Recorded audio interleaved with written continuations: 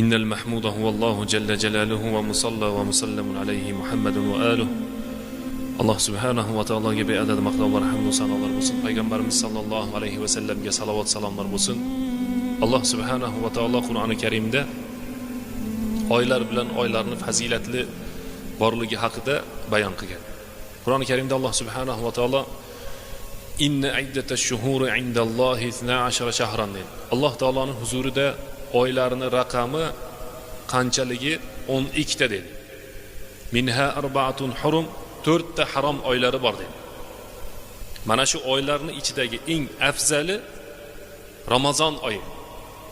Ataylab Alloh subhanahu va taolo Ramazon oyi haqida oyat tushirgan. Baqara surasida Alloh subhanahu va taolo shahru Ramazon allazi unzila fihi al-Qur'an dedi. Ramazon oyi bor dedi. Ramazon oyida Qur'oni Karim tushgan deyapti Alloh taolo. Mana biz hozir Ramazon oyiga qarab ketyapmiz. Har bir narsaga ketayotganda odam tayyorgarlik qiladi-da. Uyga mehmon kelayotgan bo'lsa tayyorgarlik qiladi. O'zi safarga chiqib ketayotgan bo'lsa tayyorgarlik qiladi.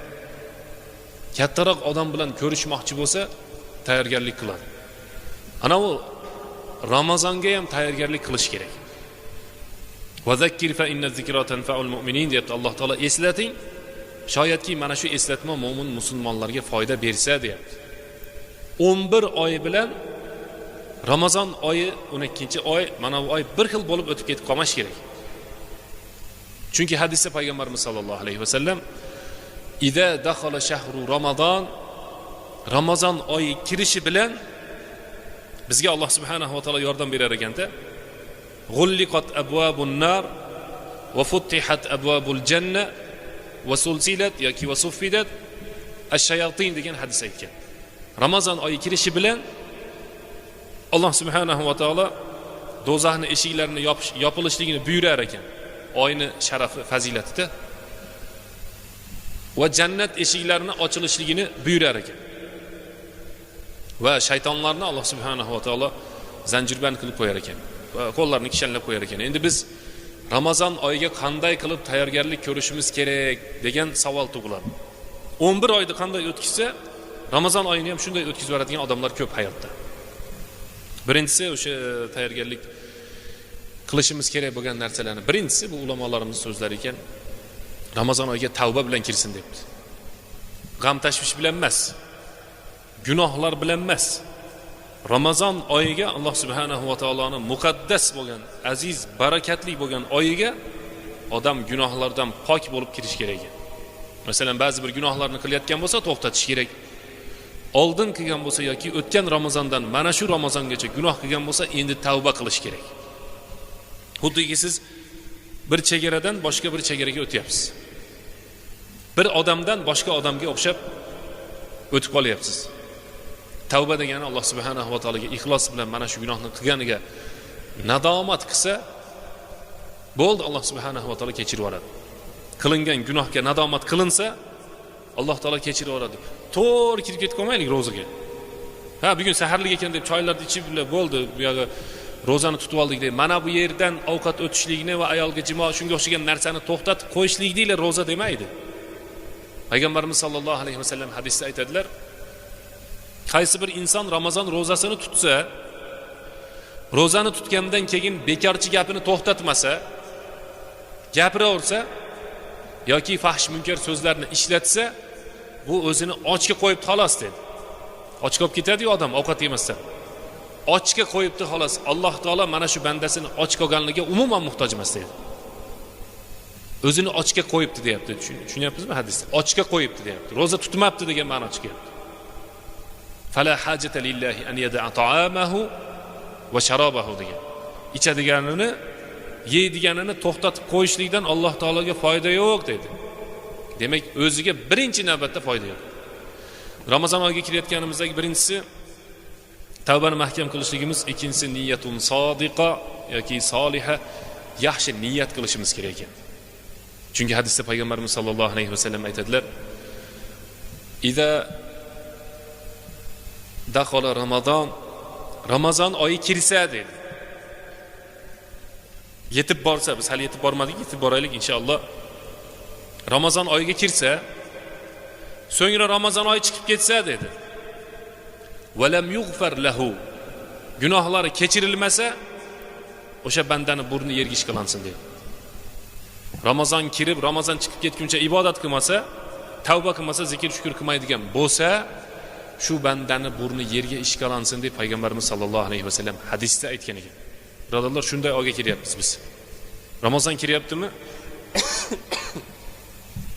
Gunohlardan tavba qilamiz va Ramazonda hozirdan nafsni nima qilamiz ekan? Niyatun sodiqa qilamiz. Sodiq niyat qilamiz. Chunki payg'ambarimiz sollallohu alayhi vasallam hadisda aytadilar: "Man soma Ramazona imanan va ihtisaban, g'ufira lahu ma taqaddama min zambihi." Qaysi banda Ramazon ro'zasini iymon, Allohga ishonib, ihtisaban albatta jannat bo'ladi, mana shu gunohlarimga sababchi bo'ladi, gunoh kechirishiga degan maqsaddan niyatda ro'za tutadigan bo'lsa, o'sha kungacha qilingan gunohlarni Alloh subhanahu va taolo kechirib yuboradi dedi. Uchinchisi al-azimatu deydi. Azima degan azmi qaror qilish kerak. Bu Ramazon ro'zasi yozda keladimi, kuzda keladimi, qishda keladimi, boylik, kambag'allik, issiq, sovuq yoki shunga o'xshagan har xil narsalarda keladimi? Men baribir ro'zani inshaalloh tutaman deb niyat qilish kerak. Hozirdan kayfiyat tushib ketadigan odamlar bor-da. Gaplashadi, telefon, WhatsAppda u yerda ro'za yozda o'rtasida kelyapti-kanmi deydi. O'ziga o'xshaganga aytadi-da u ham. U ham aytadi keyin, shunaqa bo'lyapti ekan. Nima qilamiz endi deydi. Domlalardan fatvo so'raydi. Musofir bo'lsa ro'za tutmaydi, ha deydi. Ha, o'sha joyini avvalatda keyin o'zicha musofir bo'lib yuradi kichkina masofalarga. Yoki kasal bo'lgan inson ro'za tutmaydi desa, domla aytadi, tutmaydi deydi. Uni tizzasi og'riyapti. Yo beli og'riyapti. O'shanga ham ro'za tutmay qo'yishligi mumkin ekan. Tizzasi og'rib qolsa yoki beli og'rib qoladigan bo'lsa. Bu nima degani? Masalan, mana Ramazon oyi kelyapti-yu, barokatli, aziz, muqaddas savoblar ko'paytirilib beriladigan oy kelyapti-yu, mana shu oyni hozirdan kutish kerak-da. Tarixdagi solih o'tgan ulamolarimiz Ramazon ro'zasini 6 oy Ramazon o'tib ketgandan keyin xafa bo'lishar ekan. O'tib ketdi-ya Ramazon deb. O'tib ketdi shunday narsa deb. Bo'lganmi sizlarda shunday narsa? Yaqin odamni yo'qotib qo'ysa bo'ladi unaqa. Eslayveradi o'sha odam. Ro'za undan afzal edi. Ramazonni ibodati undan afzal. Va 6 oy qolganda Ramazonni kutishar ekan. Biz iymonimiz zaifda. 6 kun qolganda bo'lsa ham kutishimiz kerak-da. Ro'zaga 6 kun qoldi-yu. 6 kun qolganda bo'lsa ham ro'za kelyapti ekan deb kutish kerak. Ataylab uyga bir narsalar sotib oling. Ataylab ba'zi bir ishlarni chekkaga suring. Ataylab mana shu Ramazon oyiga tayyorgarlik qilish kerak. Nimaga? Alloh taolaning ulug' oyi bu. Shahru Ramazon allazi unzila fihi al-Qur'an debdi. Alloh taolo Ramazon oyi shundayki, bu kechqurunda ichilyapti, kunduzi qilinmayapti masalan. Aytib qo'yish kerak-da. Ramazon oyi shundayki, Ramazon oyida Alloh subhanahu va taolo Qur'onni tushirdi deyapti. Inna anzalnahu fi laylatin mubaraka degan. Biz Qur'onni juda ham muborak, aziz bo'lgan tunda tushirdik deyapti. Inna anzalnahu fi laylatil qadr. Biz bu Qur'onni Qadr kechasida tushirdik deyapti. Mana ularning hammasi Ramazonning ichida.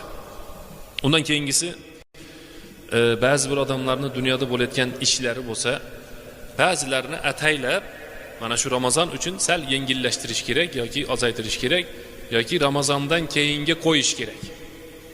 Ramazondan keyin qilishli imkoni bo'lgan ishlarni Ramazondan keyinga qo'yish kerak ekan. Undan keyin ta'lim, ahkam, as-siyam debdi. Ramazonning hukmlarini o'rganib olaylik. Ramazonning hukmlarini o'rganib olaylik. Erkak kishilar va ayol kishilar kitob olib, daftar yoki internet bo'lib qoldi hozir, kirib o'qish kerak. Ro'zada qanday qilsa bo'ladi, Ramazonda qanday qilsa bo'ladi degan narsalarda oxirgisi aytilyapti ekanki, biz ba'zi bir odamlar taniymiz, o'tib ketishdi dunyodan. Hozir ham har kuni ham o'tyapti. Ramazonga yetay deganda o'tib ketadi. Alloh saqlasin. Alloh taolodan duo qilish, so'rash kerak ekan. Ey Robbim, meni Ramazon oyiga yetkizgin.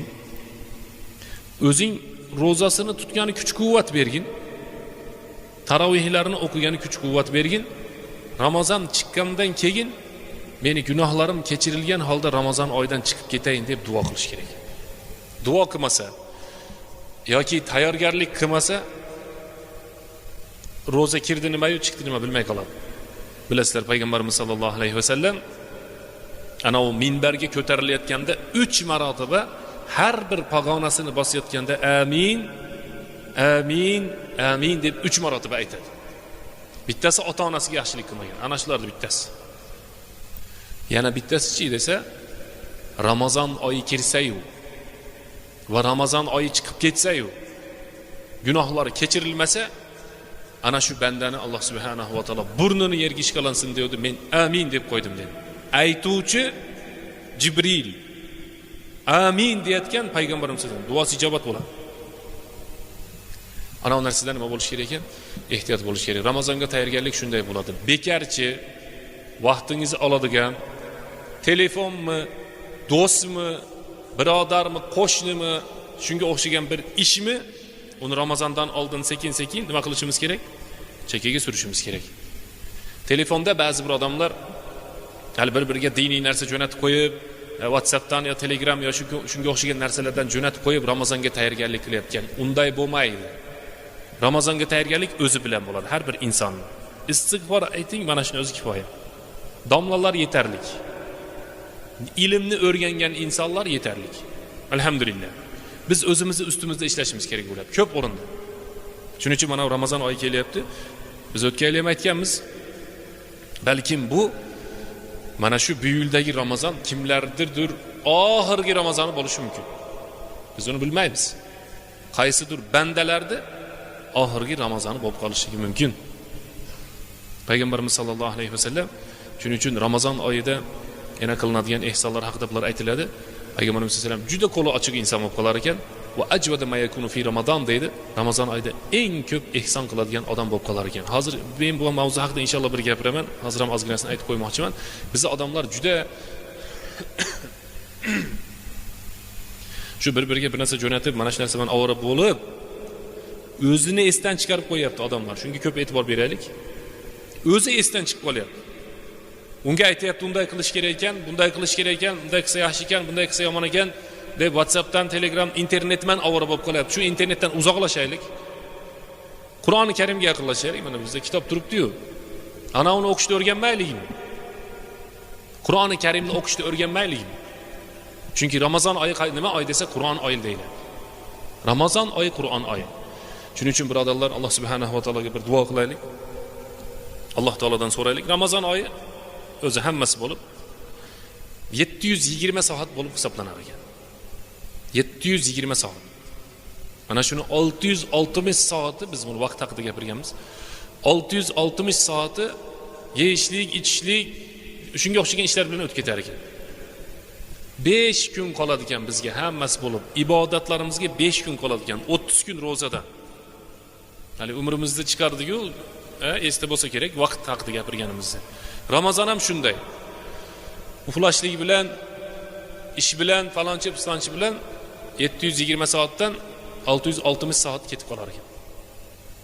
O'zimizga hisoblab qoldirib qo'yadigan bo'lsa, 6 kun yoki 5 kun qoladigan hammasi bo'lib. Shuni ham o'ynab, bekarchi gapirib, o'zimizni ham vaqtimizni ketkizib, boshqalarning ham vaqtini ketkizib o'tkazib yormaylik. Alloh subhanahu va taolo hammalarimiz Ramazon oyidan chiqqanda gunohlari kechirilib chiqqan insonlarni qatorida qilsin. Va axiru davana alhamdulillahi